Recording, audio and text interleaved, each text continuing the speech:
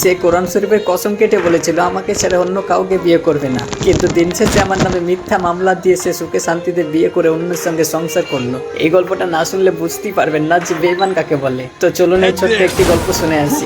সালটা ছিল 2019-এর প্রথম দিকে।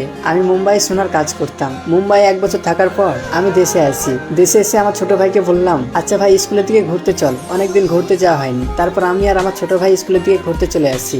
এরপর আমার ছোট ভাইকে বললাম, আচ্ছা কি খাবি বল। তারপর আমার ছোট ভাই বলল, কি খাবো, চল ঝালমুড়ি খাই। এরপর আমি বললাম, আচ্ছা ঠিক আছে চল। আমরা দুইজনা ঝালমুড়ির দোকানে চলে আসি। তারপর 2টা ঝালমুড়ি অর্ডার দিই। সেই সময়টা ছিল স্কুলের টিফিন সময়। আমরা ঝালমুড়ি নেওয়ার জন্য দোকানের সামনে দাঁড়িয়ে আছি। আর ঠিক ওই সময়তে একটা মেয়ে বলে উঠলো, দেখি একটু সাইডে যাবেন, আমি ঝালমুড়ি নিব। তারপর মেয়েটির দিকে আমি না তাকিয়ে বলে উঠলাম, আগে আমরা আসি, লাইনে দাঁড়ান, আগে আমরা নিব তারপরে আপনি পাবেন। এরপর মেয়েটি আবারও বলে উঠলো, প্লিজ আমাকে আগে ছেড়ে দেন। এরপর মেয়েটির দিকে আমি ঘুরে তাকাই। তারপর আমি যা দেখতে পাই, যেমনই তার চেহারা তেমনই তার চোখের মায়া। আমি তার দিকে একভাবে তাকিয়ে আছি। তারপর মেয়েটি আবারও বলে উঠলো, ক্লাসের ঘন্টা পড়ে যাবে, আমাকে আগে দিয়ে দেন না। এরপর আমি দোকানদারকে বললাম, আচ্ছা ওকে আগে ছেড়ে দেন, আমাদেরকে পরে দেন। তারপর সে ঝালমুড়ি নিয়ে চলে যায়। আমার ছোট ভাইকে বললাম, আচ্ছা ভাই তুই কি ওকে চিনিস? আমার ভাই কিন্তু ওই স্কুলে পড়াশোনা করতো, ক্লাস 12-এ, ও ক্লাস 9-এ পড়ে। মেয়েটির থেকে 2 বছরের সিনিয়র ছিল। মেয়েটিকে মোটামুটি চিনে। আমার ছোট ভাই বলল, হ্যাঁ ওকে চিনি, আমাদের থেকে 2 বছরের জুনিয়র, ক্লাস 9-এ পড়ে, পাশের গ্রামে বাড়ি। এরপর আমার ছোট ভাইকে বললাম, আচ্ছা ভাই শোন না, মেয়েটিকে আমার অনেক ভালো লেগেছে, আমার নাম্বারটা কি তুই ওকে দিতে পারবি? তারপর আমার ছোট ভাই বলল, হ্যাঁ পারবো না কেন, অবশ্যই পারবো, কিন্তু আজকে তার হবে না, ক্লাসের ঘন্টা পড়ে গেছে, কালকে আসতে হবে। এরপর আমি বললাম, ঠিক আছে। পরের দিন আমরা টিফিন সময়তে আবারও চলে আসি। তারপর আমার নাম্বারটা ছোট ভাই লিখে মেয়েটিকে দিয়ে দেয়। তারপর আমার ছোট ভাইটিকে মেয়েটি বলে, এটা কি? এরপর আমার ছোট ভাই বলে, এটা আমার দাদার নাম্বার। মেয়েটি আবারও বললো, তো আমি কি করব? তারপর আমার ছোট ভাই আবারও বলে উঠলো, বেশি কথা বলবি না, চুপচাপ বাড়ি গিয়ে ফোন করবি। এরপরে তাকে নাম্বারটা দিয়ে দেয়। তারপর আমার কাছে এসে আমার ছোট ভাই বললো, আজকে ঠিকই তোমার কাছে ফোন দেবে। এরপর মেয়েটিকে কিছুক্ষণ দেখার পর আমরা বাড়ি চলে আসি। তারপর 3-4 দিন কেটে যায়। এরপরও তার ফোন আসে না আমার কাছে। একদিন আমার ছোট ভাইকে বললাম যে, ভাই এখনো তো মেয়েটি ফোনই করলো না আমাকে। আমার ভাই বলল, কি বলো, এখনো ফোন করেনি? ঠিক আছে আমি আজকে দেখছি। এরপর আমার ছোট ভাই তাকে স্কুলে অনেক গরম দেখায়, ভয় দেখায় যে কেন ফোন করিসনি। আমি বলেছি মানে তোকে ফোন করতেই হবে, নয়তো কিন্তু তোর খবর খারাপ আছে। তারপরে সেদিন মেয়েটি বাড়ি এসে আমারে ফোন দেয় আর বলে, কি সমস্যা কি আপনার? আমি আপনাকে ফোন করতে পারবো না। আপনার ভাইকে দিয়ে কেন আমাকে গরম দেখাচ্ছেন? আপনার কি আমি বউ লাগি যে আপনার যেমন চাইছে তাই করছেন? যেটা সব ফালতু। এইসব কথা বলে মেয়েটি ফোন রেখে দেয়। তারপর মেয়েটি আর আমার সঙ্গে কথা বলতে চাইতো না। একদিন আমি আর আমার ছোট ভাই একটা চায়ের দোকানে বসে চা খাচ্ছিলাম আর এই বিষয়টা নিয়ে কথা বলছিলাম যে কি করা যায় কি করা যায়। আর ঠিক ওই সময়তে আমার একটা ছোট্টবেলাকার স্কুল ফ্রেন্ডের সঙ্গে দেখা হয়। বন্ধুটা বললো, কেমন আছিস? আমি বললাম, হ্যাঁ ভালো আছি, তুই কেমন আছিস? সে বললো, হ্যাঁ ভালো আছি। আমি বললাম, আচ্ছা বস চা খা। তারপর বন্ধুটাকে আমি চা খাইলাম। এরপর আমার বন্ধুটা চলে যাওয়ার পর আমার ছোট ভাই যা বললো আমি বিশ্বাস করতে পারছিলাম না যে সে মেয়েটির এটা ওর দাদা। আমি আমার ছোট ভাইকে বললাম, যেটা কি বলিস? তারপরে আমার মাথায় একটা বুদ্ধি আসলো যে ঠিক আছে, সে ফোন করবে না মানে এবার ওকে ফোন করতেই হবে। তারপর আমার ছোট ভাই বললো, আমি বললাম তুই দেখতে থাক। এরপর আমি বদমাশি করে ওর দাদাকে ফোন করি আর বলি, তোর বোন আমাকে ডিস্টার্ব করছে, প্রেমের প্রস্তাব দিচ্ছে, তোর বোনকে শাসন করিস, নয়তো খুব খারাপ হয়ে যাবে। এরপর আমার বন্ধু রেগে গিয়ে বললো, ঠিক আছে তোকে এটা নিয়ে টেনশন করতে হবে না, আমি দেখছি। তারপর আমার বন্ধু বাড়ি চলে যায় আর ওর বোনের কথা না শুনেই তাকে পিটাইতে থাকে, মারতে থাকে। পরের দিন মেয়েটি আমাকে ফোন করে আর বলে, তুমি সব কি শুরু করেছো? আমার কেন মিথ্যা কথা বলেছো?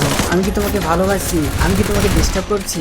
এইসব মিথ্যা কথা কেন আমার দাদাকে বলেছো? অনেক গালিগালাজ করে মেয়েটি ফোন রেখে দেয় আর ব্লক করে দেয়। এইভাবে 10-15 দিন কেটে যায়। তারপর সে ফোন করে না, কিন্তু আমি তো তাকে এমনি ছাড়বো না। এরপর আমি ওর দাদাকে আবার ফোন দিই আর বলি, তোর বোনকে কি এখনো শাসন করিসনি? এবার লাস্ট ওয়ার্নিং দিচ্ছি, তোর বোনকে শাসন করিস, আমাকে কিন্তু অনেক ডিস্টার্ব করছে, বিরক্ত করছে, শুধু তুই আমার বন্ধু বলে তোর বোনকে কিছু বলতে পারি না। এই বলে আমি ফোন কেটে দিলাম। তারপর ওর ভাই অনেক রেগে যায়, এতটাই রেগে গেছিল যে তাকে মারতে মারতে অজ্ঞান করে ফেলে। এরপর তাকে হসপিটালে ভর্তি করে। এই কথা শোনার পর আমার মনটা ভীষণ খারাপ হয়ে যায়। তারপর তাকে আমি হসপিটালে দেখতে যাই। যখন রাত প্রায় 10টা-11টা বাজে, আমি তাকে জানালাতে দেখতে পাই ওর আম্মু বেডের নিচে শুয়েছিল আর ওর দাদা বাড়ি চলে গেছিল।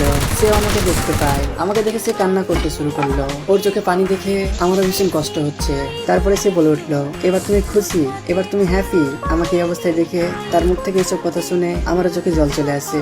আমি বললাম, তুমি বিশ্বাস করো, আমি ভাবতে পারিনি তোমার দাদা তোমাকে এভাবে মারবে। প্লিজ আমাকে ক্ষমা করে দাও, আর কখনো তোমাকে বিরক্ত করবো না, তোমাকে আমি কথা দিলাম তুমি ভালো থাকবা।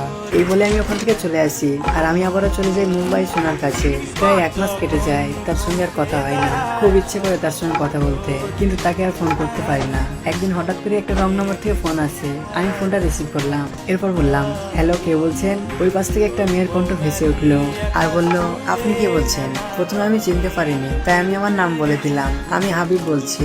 এরপর আমি আবার বললাম, আপনার কণ্ঠটা খুব চেনা চেনা লাগছে, কিন্তু আমি বিশ্বাস করতে পারছি না যে এটা কি সেই তুমি, আনিসা?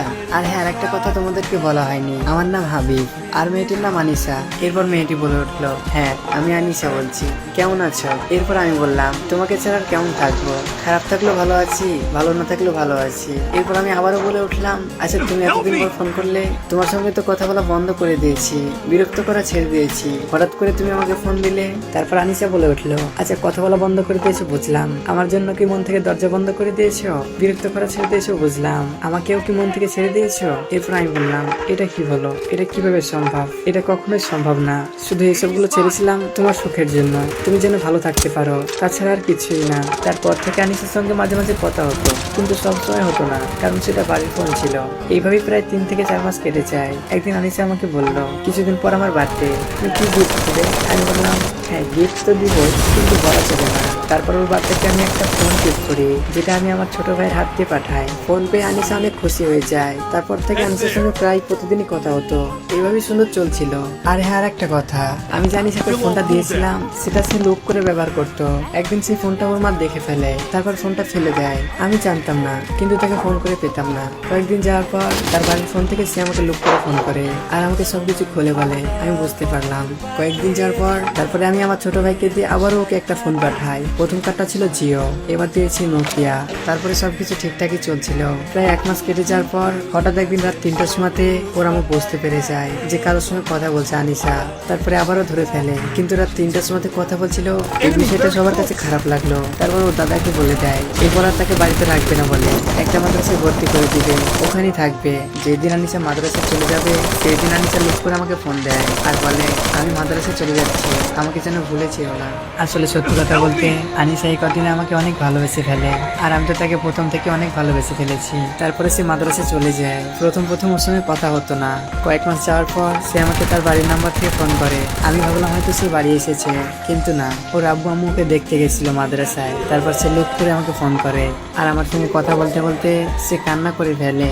আমি বললাম, এই পাগলি কান্না করছো কেন? তারপর আনিসা বলে, তুমি বিশ্বাস করো হাবিব, আমি তোমাকে ছাড়া কোনো কিছু ভাবতে পারি না। আমার তোমাকে নিয়ে অনেক ভয় হয়, যদি হারিয়ে ফেলি। অনেক ভালোবাসি তোমায়, থাকতে পারি না। এরপর আমি বললাম, পাগলি রে, ভয় করিস না, আমি তোরই থাকবো। তোর সঙ্গে হয়তো বেশি কথা হয় না, কিন্তু তোকে নিয়ে সবসময় ভাবি। আমাকে কখনোই তুই হারাবি না, আমি তোরই আছি, তোরই থাকবো। এসব কথা বলতে বলতে 5 মিনিট হয়ে যায়। তারপর সে ফোনটা কেটে দেয়। এইভাবে তার সঙ্গে মাসে একবার কথা হতো, তাও আবার 5 মিনিট। তবুও তার প্রতি কখনো ভালোবাসা কমেনি, বরং তার প্রতি ভালোবাসা বাড়তো। এইভাবে কয়েক মাস কেটে যায় আর চলে আসে করোনা ভাইরাসের লকডাউন। এরপরই মাদ্রাসা থেকে ছুটি দিয়ে দেয় আর আমি মুম্বাই থেকে বাড়ি চলে আসি আর তার জন্য কিছু গিফট নিয়ে আসি, সোনার আংটি, কানে আর গলার মালা। আমি বাড়ি যাওয়ার সঙ্গে সঙ্গে তার সঙ্গে দেখা করি। আনিসা আমাকে দেখেই কান্না করতে শুরু করলো। আমি বললাম, এই পাগলি কান্না করছো কেন? এরপর আনিসা বলল, তুমি বিশ্বাস করো, তোমাকে ছাড়া থাকতে অনেক কষ্ট হয়, আর তাছাড়াও তোমার সঙ্গে আমি কথা বলতে পারি না। আমার মনটা ভীষণ খারাপ করে, ছটফট করে তোমার সঙ্গে কথা বলার জন্য, কিন্তু পারি না। আচ্ছা ঠিক আছে, তোমার মনটা ভালো করে দিই, তুমি চোখ বন্ধ করো, তোমার জন্য কিছু গিফট আছে। তারপর আনিসা চোখ বন্ধ করলো আর আমি তার হাতে আংটি পরিয়ে দিই, গলায় মালা পরিয়ে দিই আর কানে দুল ঝুলিয়ে দিই। এটা দেখার পর আনিসা অনেক খুশি হয়ে যায় আর বলে, এগুলো সত্যি আমার জন্য? আমি তো বিশ্বাস করতে পারছি না। আমি বললাম, হ্যাঁ, এগুলো তোমার জন্য নিয়ে এসেছি। তারপর আনিসাকে বললাম, আচ্ছা তুমি বাড়ি যাও, অনেক দেরি হয়ে গেছে, তোমার আম্মু হয়তো বকবে। তারপর সে বাড়ি চলে যায় আর আমিও বাড়ি চলে আসি। আনিসা বাড়ি যাওয়ার পর ওর আম্মুকে সবকিছু খুলে বলে, যে হাতের আংটি, গলার মালা আর কানের আমি তাকে দিয়েছি। তারপরে আনিসার আম্মু কিছুটা হলেও খুশি হয়েছিল। তারপরে আনিসার সঙ্গে প্রায় প্রতিদিনই কথা হতো। ওদের বাড়ি থেকে তেমন কিছুই বলতো না। একদিন আমার আব্বু আম্মুকে বলি ওদের বাড়ি বিয়ের প্রস্তাব নিয়ে যেতে। তারপর আমাদের বাড়ি থেকে বিয়ের প্রস্তাব নিয়ে যায় ওদের বাড়িতে। ওদের বাড়িতে সবাই মেনে নিয়েছিল, তবে বলেছিল এখন বিয়ে দিবে না, এখন পড়াশোনা করবে। কিন্তু ওর ভাইটা মানতে চাইছিল না। ওর ভাই বিদেশে কাজ করতো। তাই আনিসার ভাই যখন বাড়ি এসেছিল, তাই আমাদের বাড়ি থেকে আমার আব্বু আম্মুকে আবারও পাঠায় ওদের বাড়ি, ওর ভাইকে রাজি করার জন্য। আনিসাদের বাড়িতে সবাই রাজি ছিল, কিন্তু তারপরে ওর ভাইকে রাজি হচ্ছিল না। আনিসার আব্বু আম্মু বলে, ওইসব বাদ দেন, একসময় তো ঠিকই মেনে নেবে। তো যাই হোক, সেই সময় লকডাউন ছিল, তো তাই আমিও বাড়িতে ছিলাম আর আনিসাও বাড়িতে থাকতো। তাই আমি প্রতিদিন ওকে দেখতে যেতাম আর আমার জন্য সে বাইরে বসে থাকতো। চোখ ভরে দেখতাম আর মন ভরে ভালোবাসতাম। আবার কবে দেখতে পাবো জানি না, এই মন এটাই ভাবতো। এইভাবে প্রায় 6 মাস কেটে যায় আর আবারও চলে যায় মাদ্রাসায়। আর কিছুদিন পরে চলে আসে বোর্ড এক্সাম, যাকে বলে মাধ্যমিক পরীক্ষা। তারপর একদিন আমি আনিসাকে বলি, পরীক্ষাতে যদি ভালো রেজাল্ট করো তাহলে তোমার জন্য একটা গিফট আছে। আনিসা বলে, কি গিফট? তারপর আমি বলি, না বলা যাবে না, ভালো মতো পরীক্ষা দাও তবেই পাবা। এরপরে সে ভালো করে পড়াশোনা করে তারপরে সব কটা এক্সাম দিয়ে ফেলে আর পরীক্ষাতে খুব ভালো একটা রেজাল্ট করে। এক্সাম দেওয়ার পর আনিসা বাড়িতেই ছিল। তারপর একদিন আমাকে আনিসা বলল, আচ্ছা তুমি আমাকে কি গিফট দিবে বলেছিলে, ওটা এখনই দাও, আমি বাড়িতে আছি। এরপর আমি বললাম, রেজাল্ট বেরাবে তারপরে দিব। এরপর আনিসা মন খারাপ করে ফেললো আর বললো, ঠিক আছে তোমাকে গিফট দিতে হবে না, লাগবে না। এরপর আমি বললাম, আরে পাগলি মন খারাপ করছো কেন? ঠিক আছে তুমি যেহেতু এখনই নিবা আর বাড়িতে আছো তবে এখনই তোমাকে দিয়ে দেবো। এরপর আমার সেই ছোট ভাইয়ের হাত দিয়ে ওকে একটা বড় ফোন গিফট করি। আনিসা অনেক খুশি হয়ে যায় আর বলে, সত্যি এটা কি আমার জন্য? আমি বলি, হ্যাঁ এটা তোমার জন্য। তারপর কিছুদিন চলে যাওয়ার পর আনিসা একদিন আমাকে বললো, তুমি তো সারাদিন কাজ করো, তোমার সঙ্গে সবসময় কথা হয় না, আমি বাড়িতে একা একা বসে থাকি, তাই বলছি আমি কি ফেসবুক খুলবো?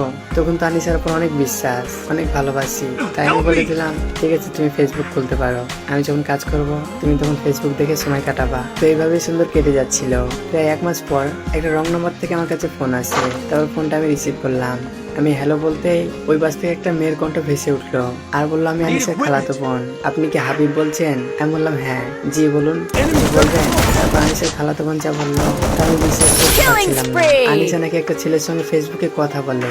এরপর আনিসার খালাতো বোনকে বললাম, না আমি বিশ্বাস করি না, তুমি প্রমাণ দিতে পারবে? তারপর আনিসার খালাতো বোন বললো, হ্যাঁ দিতে পারবো, তবে আজকে না কালকে দেবো। তারপর আনিসার খালাতো বোন আমাকে একটা স্ক্রিনশট দিয়ে পাঠায়। স্ক্রিনশটটা দেখে আমার বুকটা পুরো ফেটে যায়। তারপরে আনিসাকে আমি সঙ্গে সঙ্গে ফোন করি আর বলি, আনিসা তুমি কার সঙ্গে ফেসবুকে কথা বলো? সে বলে, কারোর সঙ্গে না তো, কই? তারপরে আমি বললাম, তুমি যদি এতদিন আমাকে বিন্দু পরিমাণে ভালোবেসে থাকো তবে আমার কসম কেটে সত্যিটা বলো। এরপরে আনিসা সব সত্যিটা বলে দেয়। আমি কান্না করছি আর বলছি, আনিসা রে, তুই অন্য ছেলের সঙ্গে কথা বলবি তাতে আমার কোনো যায় আসে না, কিন্তু তোকে না অনেক ভয় করে, তুই যদি অন্য কারোর হয়ে যাস। আমি জানি তুই আমাকে ভালোবাসিস, তারপরেও মানুষের মন তো জানি না কি হবে। আর তুই যে আমাকে মিথ্যা কথা বলছিস এটা তোর থেকে কখনো আশা করিনি, কখনো ভাবতে পারিনি। আমার কান্না করা দেখে আনিসারও চোখে পানি চলে আসে। এরপর আনিসা আমাকে ভিডিও কল করে আর বলে, ঠিক আছে এই দেখো আমার হাতে কোরআন শরীফ নিয়ে বলছি, তুমি ভয় পেও না, আমি তোমাকে ভালোবেসেছি, যে কোনো পরিস্থিতিতে হোক না কেন আমি তোমাকে বিয়ে করব। এই কোরআন সে আমি বললাম তোমায়। সে কোরআন সে কসম করার পর তার প্রতি আমার ফুল বিশ্বাস জেগে যায়। আর যাই হোক, সে কখনো বেইমানি করবে না। তার কিছুদিন পরে সে আবারও মাদ্রাসা চলে যায়। আর হ্যাঁ আরেকটা কথা, আনিসাদের মাদ্রাসাতে বছরে একবার জালসা হয়, তা আবার দিনে। একদিন আমাকে ফোন করে আনিসা বলে যে কিছুদিন পরে জালসা আছে, তুমি আসো জালসা। তারপর আর কি, আনিসা ডেকেছে, আসতে তো হবেই। এরপর আমি মুম্বাই থেকে চলে আসি। তারপরে জালসার দিন আমি আনিসার সামনে দাঁড়িয়ে আছি। আনিসা বলল, তোমার জন্য একটা সারপ্রাইজ আছে। আমি বললাম, কি সারপ্রাইজ? আনিসা আবারও বললো, আগে চোখ বন্ধ করো। এরপর আমি বললাম, চোখ বন্ধ করতে হবে? তারপর আনিসা বললো, হ্যাঁ বন্ধ করতে হবে, বন্ধ করো। তারপর আমি চোখ বন্ধ করলাম। তারপর আনিসা বললো, এবার তাকাও। তারপর দেখি সে কাগজ দিয়ে আমাকে আই লাভ ইউ লিখেছে আর 2টা পুতুলও বানিয়েছে। আমি বললাম, এটা কি? মুখে বললেই তো হয়, এটা সারপ্রাইজের কি আছে? তারপর আনিসা রেগে গিয়ে বললো, এটা কি মানে? তুমি জানো এটা আমি কত কষ্টে বানিয়েছি? 1 মাস ধরে নিজের হাতে এটা আমি শুধু তোমাকে দেওয়ার জন্য বানিয়েছি, আর এটার মূল্য তুমি কাগজ বলছো? যাও, তোমার সঙ্গে আমি কথাই বলবো না। তারপর আমি বললাম, আরে পাগলি রাগ করছো কেন? বুঝতে পারছি, আমি তো মজা করলাম। আচ্ছা ঠিক আছে, আমিও তোমার জন্য কিছু নিয়ে আসছি, নাও, একটা ক্যাডবেরি আর একটা গোলাপ। আমি আনিসাকে দিলাম। তারপর আনিসার রাগ ভেঙে গেল। আনিসা অনেক খুশি হয়ে গেল। এরপর কিছুক্ষণ কথা বলার পর আমি আবারও বাড়ি চলে আসি। আর কয়েকদিন যাওয়ার পর আমি মুম্বাই আবারও সোনার কাছে চলে আসি। আনিসার সঙ্গে মাঝে মাঝে কথা হতো, মাসে 1বার 2বার। একদিন হঠাৎ করে আনিসা আমাকে ফোন দেয়। তারপর বলে, আচ্ছা হাবিব, তুমি কি সত্যি আমাকে ভালোবাসো? আনিসার মুখ থেকে এই কথা শুনে আমি অবাক হয়ে গেলাম। তারপর বললাম, হঠাৎ করে এই কথা কেন? তারপর আনিসা বলল, আর তেমন কিছু এমনি জিজ্ঞেস করলাম। এরপর আমি বললাম, এমনি মানে তোমার সঙ্গে কি আমি নতুন কথা বলছি? 2 বছর থেকে তুমি আমাকে চিনো, আমি তোমাকে সত্যি ভালোবাসি কি বাসি না সেটা তুমি আমার থেকে বেশি ভালো জানো, তবে কেন বললাম এই কথা? তারপর আনিসা বলল, আসলে তেমন কোনো কিছুই না, আমার বান্ধবীরা বলছিল যে তুইও থাকিস দূরে,